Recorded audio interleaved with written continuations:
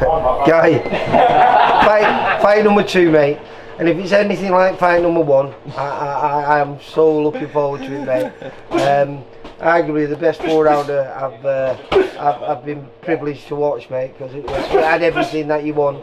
It also had your coach's heart in his mouth on a few occasions, but the fans got value for money that night. Even if it was just one fight, that was value for money, mate. That's all I wanted to hear. I'm glad you liked it. I loved it. I think you enjoyed it though, didn't you? I loved it. I absolutely loved it. In fact, we got Jordan Granham, who was your opponent. He came on the video. He was walking by, wasn't he? Yeah, we called him yeah, over, yeah. and he absolutely loved it. He loved it. I loved it as well. It was unbelievable. Do you know when you went into that fight? Did you look at his record and underestimate him a little bit? No, not really, because everyone said anything about it. Everyone said he was one of the best, best out there. And he is like one of the best out there. He shows, doesn't it? You know, through.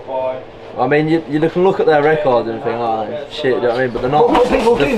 They're really, really good boxers. You know what I mean? But you know what was great about that? You chose him. Do you know I've watched him maybe 30 or 40 times on our shows and other people's shows, and I've never seen him have to fight as hard as he had to fight in that, because that was a vicious performance from yourself in those first 2 rounds. But even in the 2 rounds, there was a moment where you decide to switch off and I think you just like offered him out. It was like watching someone on the football terraces where you dropped your hands and went, "Oh, come on!" And he obliged you. Just wild, innit? Just first fight. I was only 20. You know what I mean? I'm not in the States. I'm still young. You're 21 now. You're all grown up now, aren't you, mate? Yeah, grown up now. We're allowed to mention that now. Matured, we weren't allowed to mention it before because you've been telling everyone you've been 21 for years. But did everyone enjoy it though?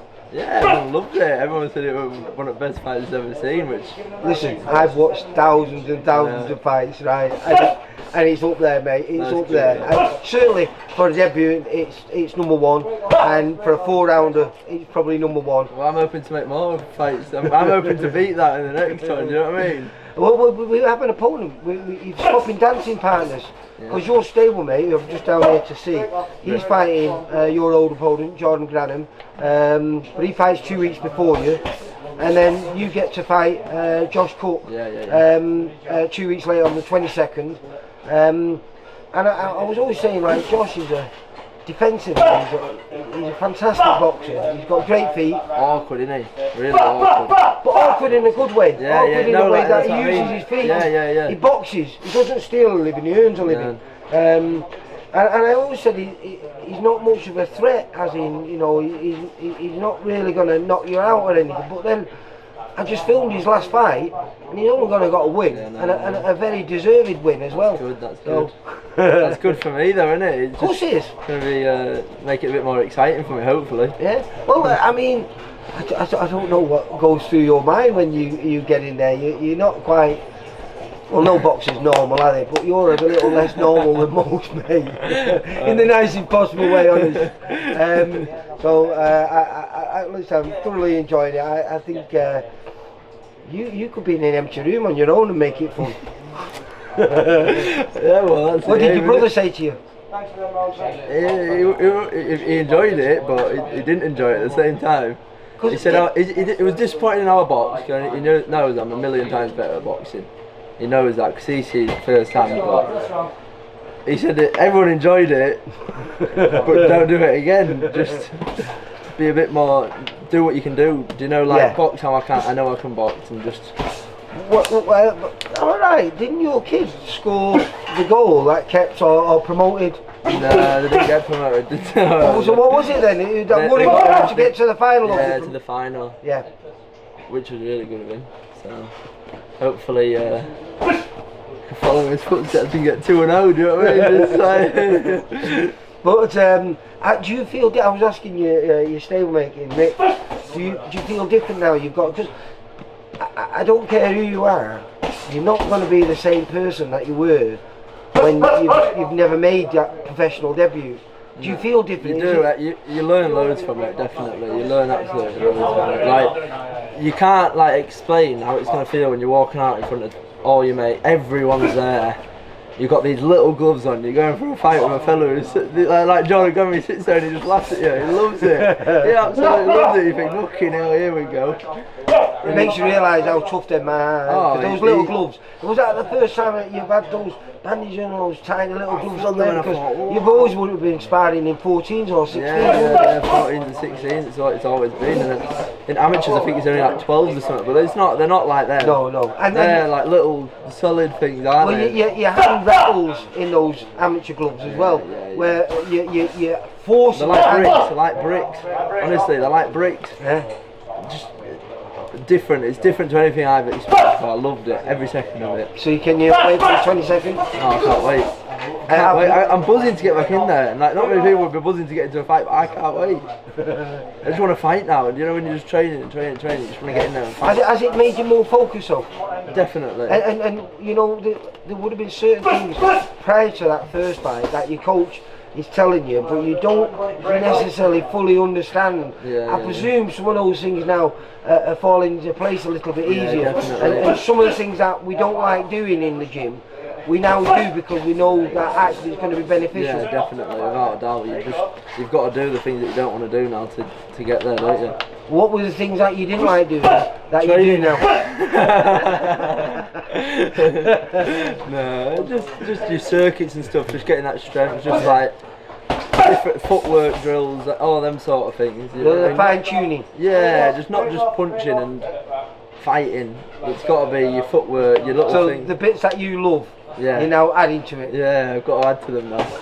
Unfortunately. And preparations, because I mean you're a little bit behind Richard because he's fighting 2 weeks on Saturday, I think it is. Yeah. You're 4 weeks on Saturday. So have you started any hard sparring, because that's what's going on in the background, isn't it? I haven't been sparring tonight. I was training this morning. Right. So I trained this morning. These lads are sparring tonight. But yeah, we're always sparring. Always doing the sparring. Well, who've you been sparring now with? Just in the gym. Just with these lads, or your gym mate? Have you got anything lined up to prepare you for this second fight? I don't think so. Not really. Nothing. I don't think we don't really need to go out of the gym sparring with the lads we've got in here.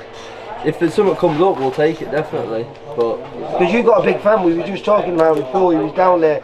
He loved the fight. Callum Simpson, who's on the big stage, I think, in a few weeks. He's got a fight with, I think, Boris Crichton, hasn't he? Yeah. But he's a massive fan of yours, isn't he? Oh, he's a legend. He's the best I've ever sparred him. Yeah. Without a doubt. He's going to go really far, isn't he? Is there anything that you're learning from him? Everything. Yeah. You learn so much from sparring that.